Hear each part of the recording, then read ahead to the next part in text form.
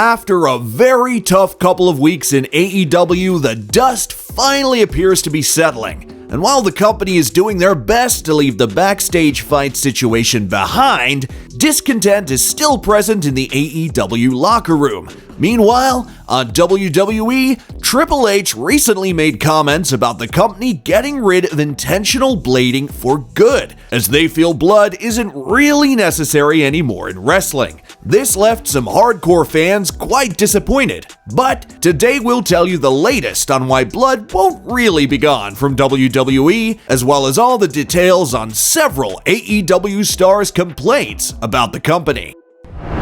It's safe to say that the honeymoon period in AEW is over. Just this past month, we've had a backstage fight involving major names, which in turn resulted in AEW losing some of their most popular wrestlers due to suspensions, and perhaps more public comments than ever before about how everything isn't red roses behind the scenes. And while some of the previous negative comments we'd heard about the AEW locker room came from disgruntled former employees or dirt sheet rumors, we're now starting to hear them directly from heavily featured talent in the company.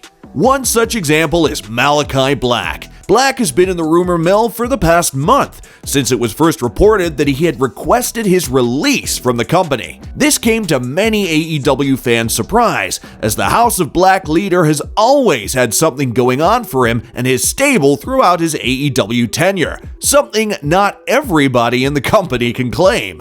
Black recently addressed the recent rumors about his AEW status. The former NXT champion confirmed he did ask for his release from AEW, saying this was a decision he'd been mulling for the past 6 months, as he's dealt with some tough personal situations, including the suicide of a close friend, struggles with his mental health, and a nagging back injury. Black pointed to all of these factors, in addition to the combination of promises in my professional field that were not upheld, as elements that resulted in a complete demoralization of my life and career.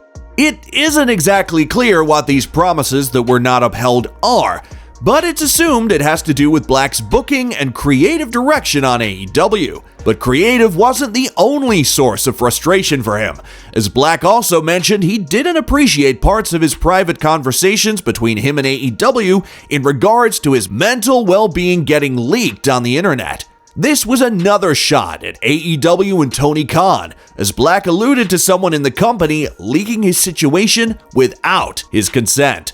Finally, Black mentioned he was happy to be taking some time off wrestling for the first time in over 2 decades. He also put an end to other rumors that claimed Black was having issues in his marriage with his wife, WWE superstar Zelina Vega, and that he had attempted to leverage his mental health struggles to get his release, despite having more than 4 years left on his AEW deal. Wrestling Observer newsletter points out that Black indeed wants to go back to WWE, but a combination of the terms in which he was released from AEW and the fact he is genuinely taking some time off from wrestling make an immediate WWE return virtually impossible. But considering Triple H is a big fan of Black and his wife Zelina Vega still works there, don't be surprised if he makes his return to WWE in 2023. Another AEW performer who recently lashed out against the company is Tamilian Vanish. While not nearly as big of a star as Black, Vanish has made multiple appearances on AEW Dark,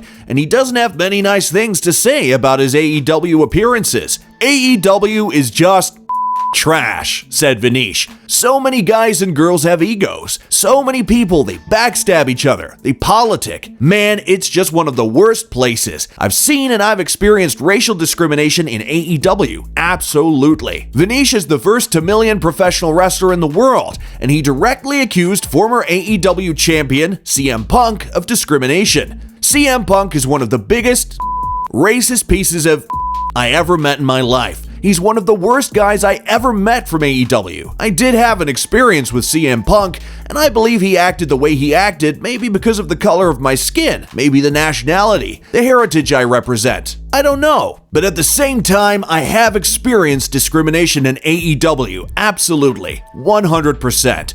We have to take these accusations with a grain of salt, but Vanish did make the point that the AEW locker room doesn't feel like the cohesive, united team everyone wants to believe it is. It's a group of people gathered, they have their own gangs, Vanish added.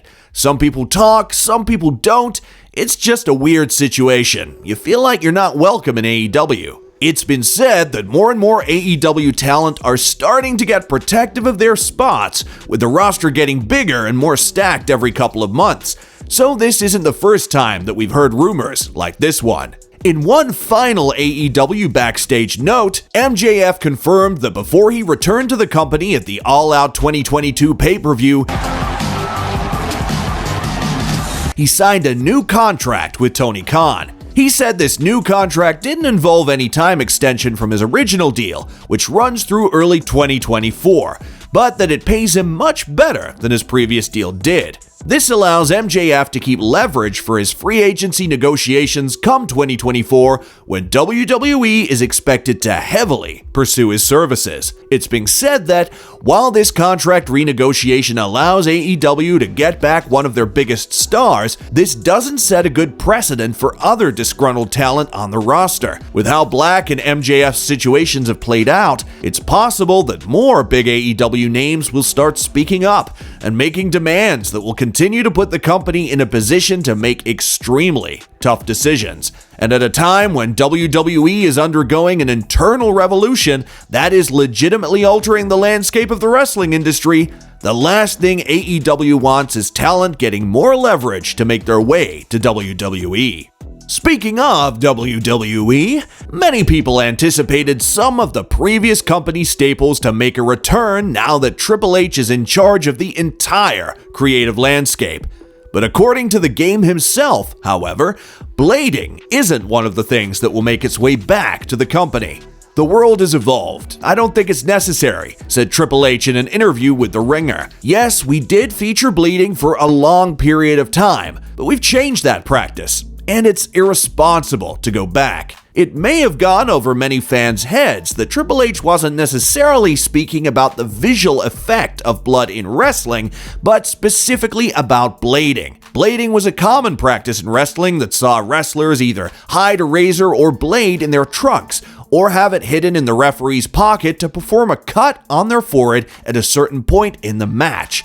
This was banned in WWE over a decade ago, with CM Punk and former WWE referee Mike Chioda once getting fined over $100,000 for using a blade during one of Punk's matches. Triple H does have a point in that with how the world and the pro wrestling landscape has evolved, intentional blading isn't necessary anymore, as it's an unneeded danger on top of an already dangerous athletic performance. Additionally, the excessive violence and blood in wrestling probably doesn't appeal to many of WWE's sponsors and partners. However, blood capsules will likely still be an occasional part of WWE's presentation, as it's a safe way to increase the drama in a match if it's not overused and saved for special occasions. WWE recently announced that the Survivor Series PLE will feature 2 War Games matches, which have been some of the most brutal and violent contests we've seen over the last couple of years. The Extreme Rules PLE is also coming up,